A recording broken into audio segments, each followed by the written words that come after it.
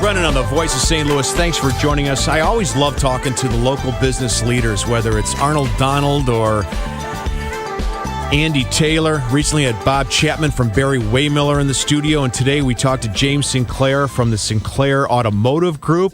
He is the youngest and what I hear is the brightest of 7 kids. His dad started this business 50 years ago, and it's good to see you, James. How are you? I'm very good. Thank you for having me. I'm the youngest boy. I have 2 younger sisters. Oh, and so how many kids are in the family business? I don't have any idea, but there is at least...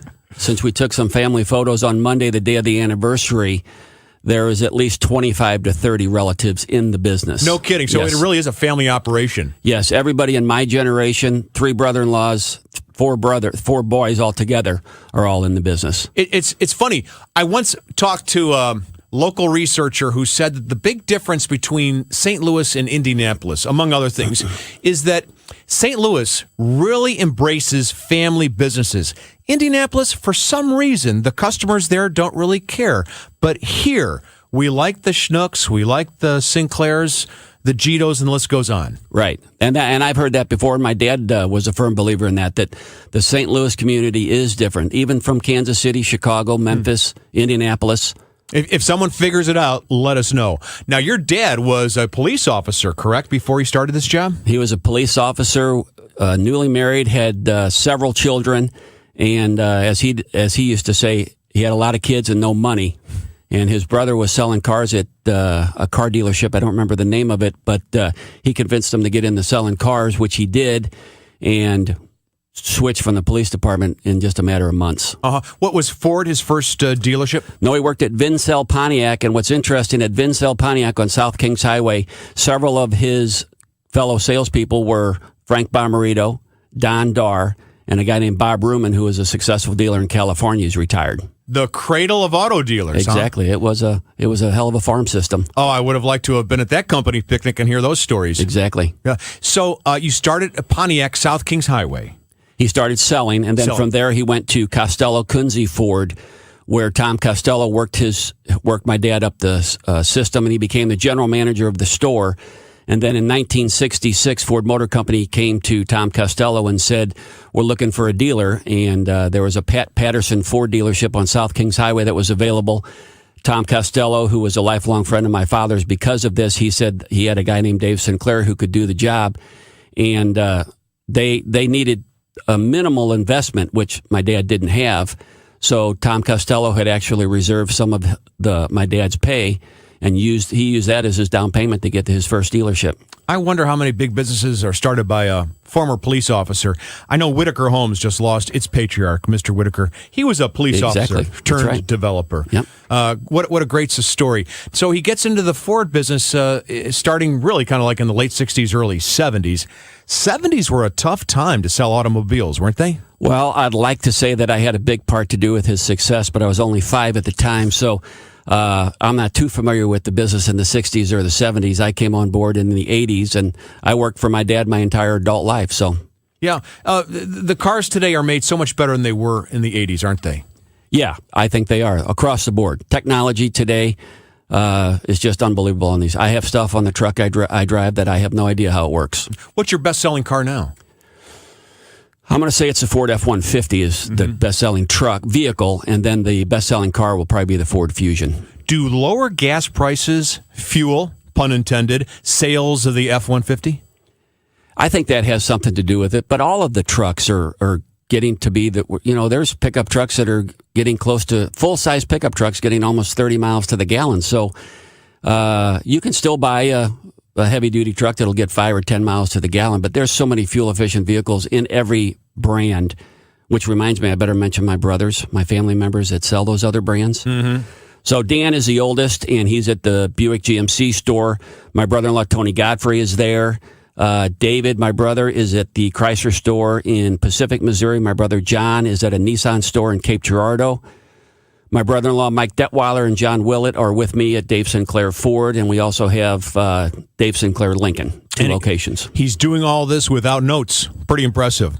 I remember when we were collecting items for the troops serving abroad, care packages, and we were, I think, at the Schnooks at 55, and what's the intersection there?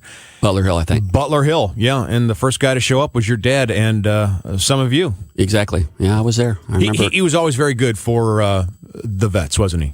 He was great, and for the veterans, for the police officers, we have employees and customers who are at the least grandchildren of policemen he worked with and customers that he originally sold cars to. We're selling their grandchildren now. Well, that speaks volumes. Yes, it does.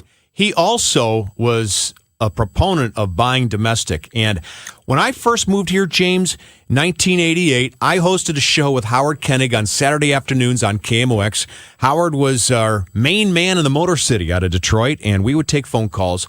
And you wouldn't believe, maybe you would, the number of people who call and say, don't buy a Honda, don't buy a Toyota.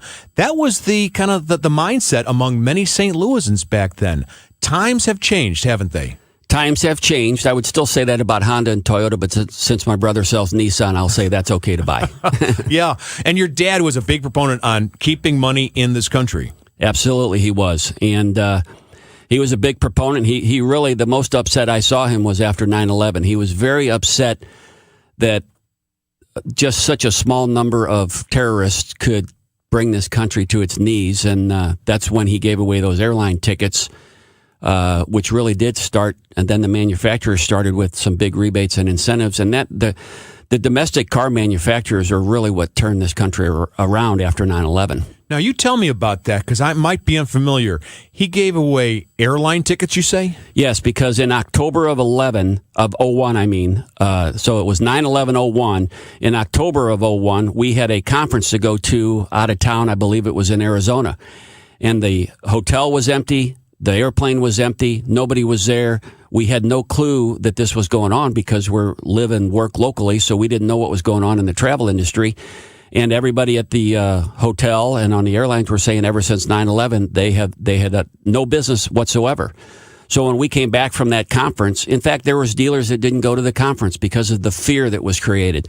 So he came back and he decided he was going to start giving away airline tickets, and we did it, I think in October and November, gave away hundreds of airline tickets, which was just come in and put your name in a hat and we'll pick your name out, just to get people to go out and do something. Yeah, he was a guy who cared. He really did. Yeah. He really did. Would you mind taking a few more questions? But we have a break here we have to tend to, and we'll come back in just a moment.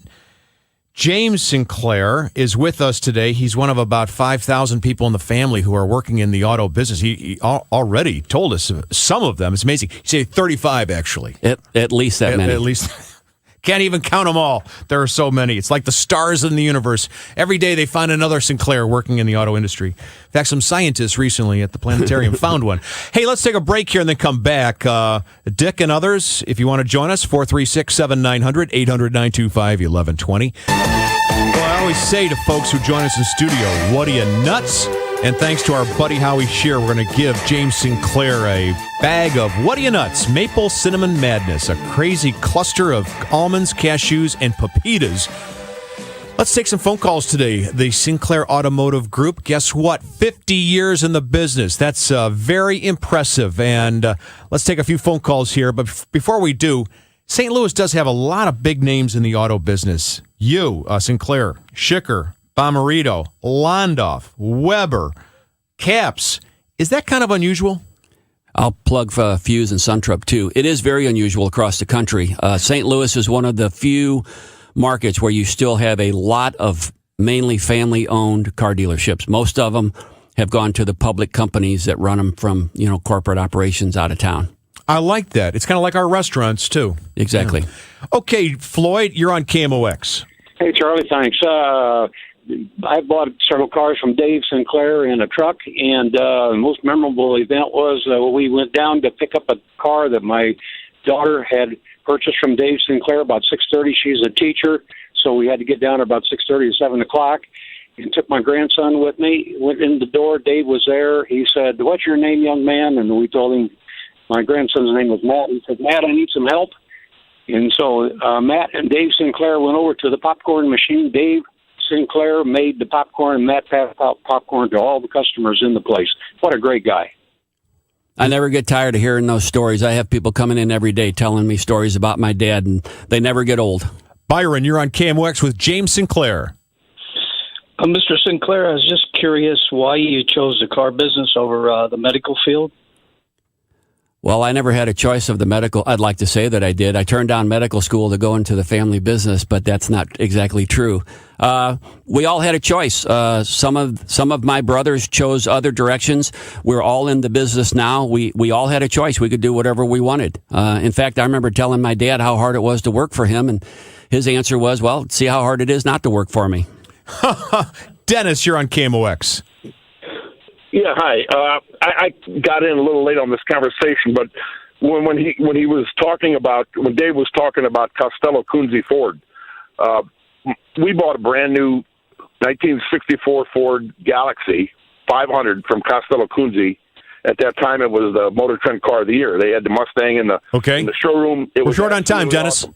My question is, are there any salesmen? Who were some of the salesmen at that time, and is there any way to get records from back in those days? I'll listen. Thanks. I know one name of one salesman, Jim Gilliam, whose son we still do business with. But other than that, I can't really name any others. I wasn't around. Chris, you're on KMOX. Can you be brief and to the point? Back in the late 70s, Mr. Sinclair, as well as Mr. Londoff, used to sponsor me for the MDA Skate-a-thon, and they were teaching our generation, even back then, how to give back. Absolutely. Another nice story. Hey, Dick, we have got about 20 seconds. James, I met your dad at the Knights of the Cauliflower Ear dinner back in the 80s. I said, Mr. Sinclair, my wife came to our marriage with this 85 Ford Escort. What do you think I could get for it? He said, you take it to one of those truck stops with a big scale, figure 35 cents a pound. That sounds like a story your dad would say. Exactly. It does sound like him. Hey, happy 50th anniversary, James Sinclair, to you and everybody in your family, and happy 50 more. Thank you very much. Appreciate you having me. Thank you so much. James Sinclair with us on the Voice of St. Louis.